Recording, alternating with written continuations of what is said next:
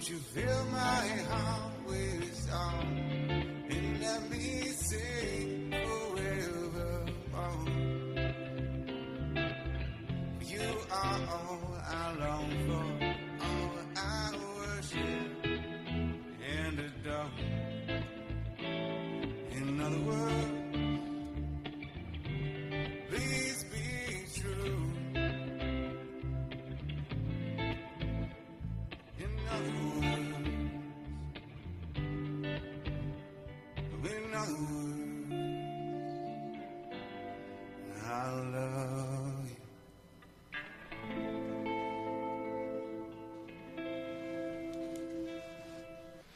All right, you just heard Jeremy Bobak here. That was Fly Me to the Moon. I'm sure you recognized it. Jeremy's here with me in the studio. What's up, Jeremy? Hey, Johnny, thanks for having me. Oh, absolutely. Hanging out with you cool people, honestly. Oh, thanks. Glad to be here. Yeah, glad you're here.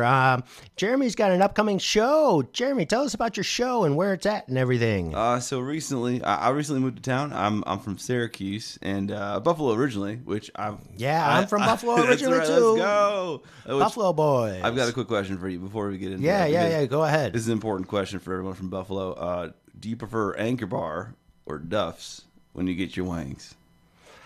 I mean, Anchor Bar's original. It's the original. It's right? the original, but Duff's has some really good wings. That's what I'm talking about, man. It's tough. It's like, do you go with the original or do you go with the sauces? That's a tough thing, man. So, but anyway, if you want good wings, speaking of good wings, Stu's actually their game is pretty strong. And being from Buffalo, we kind of know it's what important. we're talking about a little bit.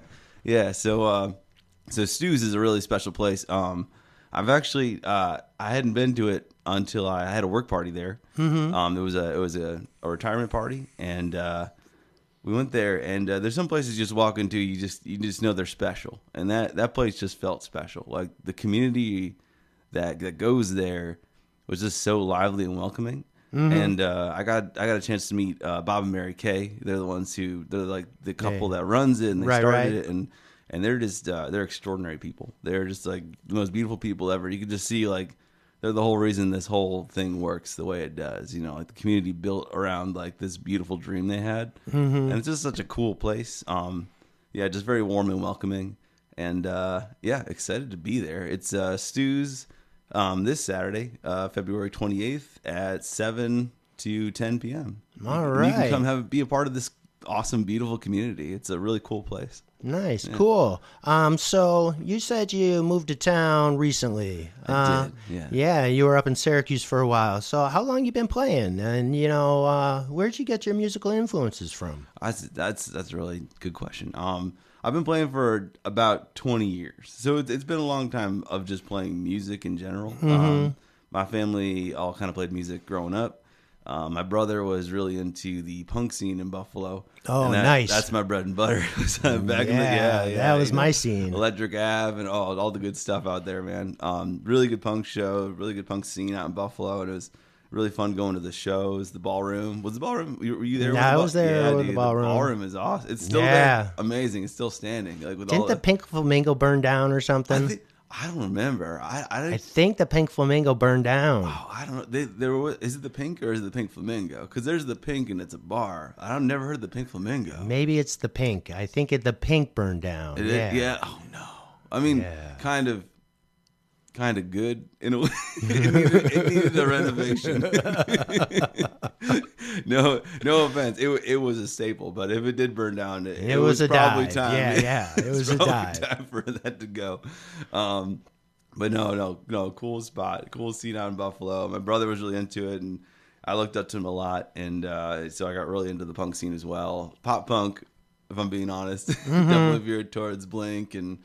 Even a little bit of the ska scene, Less Than Jay. Oh, nice. And yeah, man. Yeah. So it started back then. My love for music, and I just started picking up the drums. My mom and dad, they played at church, and so they started like rallying us in. We all started playing at church with them, and we had a family band for a while. And then after that, ended up getting my own church gigs. After that, from there, started playing guitar a lot more and singing. And then eventually I got hired full-time to do music full-time out in Syracuse at a local church out there.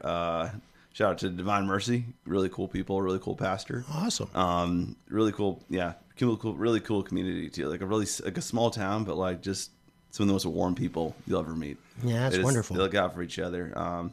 So I did that for about 4 or 5 years, and in that time, I was kind of getting integrated into the Syracuse music scene, working a lot with other worship teams. Jeremy, I've got an idea for you. We have on Sundays we have the Reverend Glenn T. Blair Faith Hour. Dude. Usually I play gospel music and everything, but it is open to the community to share their faith traditions and their music with. That's cool. If you want to ever host the show on Sundays at 5, and right. share your music, your church music with us, we would love to have you host the show. Well, that would be really cool. Let's talk about that. Yeah, let's absolutely. chat about that because that sounds like a really cool opportunity, man. Yeah. So a lot of background in worship and church. It's kind of where the love for music grew. In the punk scene in Buffalo, and then in the church at the same time. Right. So kind of crazy worlds, but it definitely made me appreciate a good variety of music. Yeah, absolutely. And then after living in Syracuse for a while, I started to during COVID, during the shutdowns and stuff, I started to play. I was working at a assisted living community. I left my full-time job at the church. Just kind of crazy times, and I was trying to figure some stuff out. So I left that position and ended up working at an assisted living community. And then they found out I played music, and like it was hard times. That's you need music. Yeah, music, man. it brings life and hope and beauty and joy to people. Hey, man, dude, that's what I'm talking about. Yeah, for sure. And so, like they were like, "Oh, will you play for the residents?" And it was like hard times. Like they couldn't see their families and stuff, and like it's already hard for the people that are like kind of in these facilities. Like as good as they are, like they're visitors, that they're not getting visited. Right? It's Especially during the pandemic. It was we were lonely. locked down. Yeah, man, it was tough. It was rough for those guys, and it was really cool to meet some extraordinary people. If you ever have an opportunity to go visit your local nursing home or assisted living, there are thousands of people that just want to talk. If you're feeling lonely yourself, that is an awesome thing to do. Like, just Absolutely. in general, just go talk with them. They want to tell you their stories, and they have got some crazy stories. I met people in the mafia. They were telling me, I mean, they're older, so like I'm just going to tell them now. Like, who cares? Right, But, yeah. I mean, like, it's really cool, the stories they share, and, like, they just want to share it. So if you ever get an opportunity, you're just bored on a Saturday or something, just go visit them, man. They're incredible people, and they'll fill you right up. But I had the opportunity to play for them, and I got to play a little bit more, like hits and stuff like stuff like them, which made me kind of fall back in love with older music too. Like, Right. Some of the oldies. We were talking about soul before this too, Yep. and I love that stuff so much, soul and funk. But the residents loved it there too, and I got to play a bunch for them, and my set list was starting to grow and grow and grow, and I was like, I think I'm going to start playing out see if I can go play at some restaurants. They were encouraging me, like, you should go and play somewhere, you're so good. And you told about, like, wonderful old people that you're good. Sometimes you're like, Right. You're like, yeah. They're out of touch. Yes, I was like, They just like we'll anything. It's like they're just being really nice. I got to had to play at a place in Syracuse called the Waterfront. Really cool, special place again. And the cool thing about that is they have a dock, it's like a town dock, like right out in front. So you have these big boats that pull up, and they're like just bucket loads of people come out, and they just invade the restaurant. It's awesome. That's great. And then when the yacht people come by, they usually tip pretty well, so that's pretty cool. Yeah, yacht people tend to tip. They tend to tip pretty well. But no, so I played there. It went really well. They kept having me back as a regular. So how are you playing these shows? Are you looping everything? What are you doing? Yeah, explain that to people, because I don't know if everybody understands that. Yeah, that's you're playing like all the instruments while you're performing. Yeah. So I use what's called a looper pedal, and essentially what you do is you can take different measures and loop them, and basically like I can set the drums, and I play that on an MPC. So I'll play, which is like a finger drum system. And so I'll play the drums, and I'll hit the button. It'll record that, and then I'll hit it again, and it'll just continue to loop that section. And then I can build bass. on top of Then that. I can build. Then I record the bass, and then I record the guitar, and then I record maybe vocals or keys or something else on top of it, and it just kind of creates this full band sound, and it saves the venue money.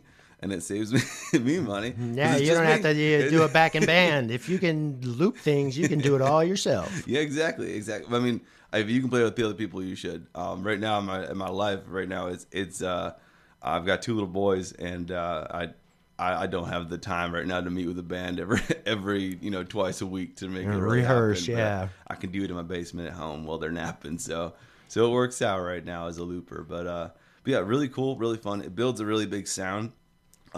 Very like fun, high energy, and really excited to bring it to Stu's. It's going to be really cool. All right. So once again, tell us when and where the show is. Yeah, so the show is going to be at Stu's place out in Endicott, and it is going to be at 7 to 10 p.m. Really awesome people there, good drinks, really good food, and if you get a chance to see Mary Kay and Bob, it's going to make your night. They're incredible people. That's Friday the 28th, correct? Saturday Saturday the 28th. Saturday the 28th. Don't see, I'm often wrong, and I was just wrong again. We're going to go out with Crazy by Jeremy Bobak. You want to introduce this song, Jeremy? Anything you want to say about it? Yeah, sure. I was just telling Johnny that when I was playing this, I was playing it on a place called Paper Mill Island. And these recordings you're hearing are actually the live sets. So this is some of the stuff you might hear. But yeah, this is Crazy. It's a great song. You'll probably recognize it, and I hope you enjoy. Thanks for listening, guys. Thanks for coming in, Jeremy. Glad you came in. Thanks for being here. Yeah, no problem. Thank you, Johnny. Here's Crazy by Jeremy Bobak. But I think you're crazy. Yeah, I think you're crazy. Yeah, I think you're crazy. Just like me.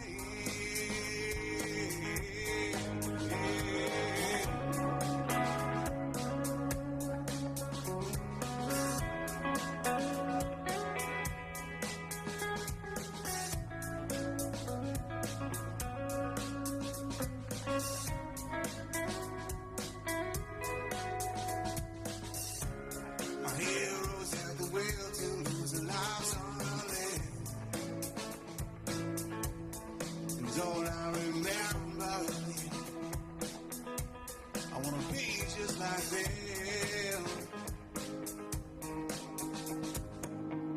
Ever since I was a little black cloud, and it's no coincidence I'm gone. I can die when I'm down. Does that make me crazy? Does that make me crazy? Does that make me crazy? Probably.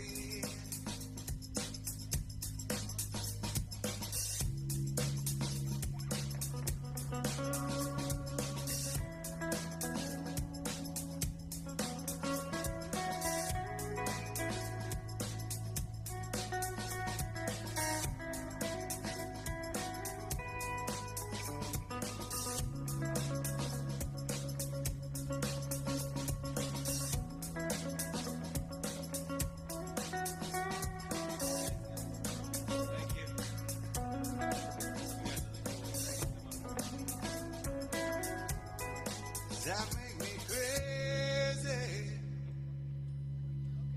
Are we crazy? Are we crazy?